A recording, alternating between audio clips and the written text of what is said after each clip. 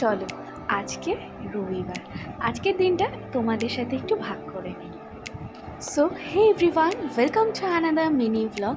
তো সকাল সকাল ঘুম টুম থেকে উঠে ফ্রেশ হয়ে নিয়েছি, আর ফ্রেশ হয়ে বুঝতেই পারছো এখন চলে এসেছি আমার বাচ্চাগুলোকে ড্রয়িং শেখাতে।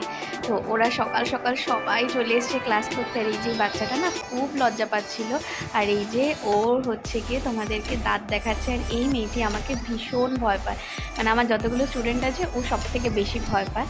তারপর আর কি ক্লাস কমপ্লিট হয়ে গেছে, তারপর ভাইয়ের সাথে করছিলাম একটু খুনছুটি, যেটা আমার আর আমার ভাইয়ের চলতেই থাকে। আর আমি একটু গান চালিয়ে নিলাম, কারণ আমি করব এখন রান্না করার আগে মা বললো ব্রেকফাস্টটা কমপ্লিট করে নিতে। আজকে লাঞ্চে বানাবো ইয়াম্মি ইয়াম্মি চিকেন বিরিয়ানি।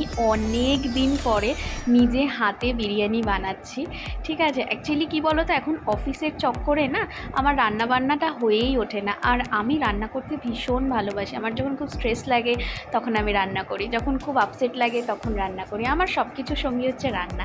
আর রান্না করতে করতে একটু বৃষ্টি দেখে নিলাম, তো বুঝতেই পারছো রান্না করতে আমার কতটা ভালো লাগে। আর আমি যখন রান্নাঘরে থাকি আমি আমার মাকে বলি তুমি চলে যাও, কারণ এখন রান্নাঘরটা আমার। রান্নাবান্না হয়ে গেছে, এবার একটু নিজের স্কিনের যত্ন নিয়ে নিলাম।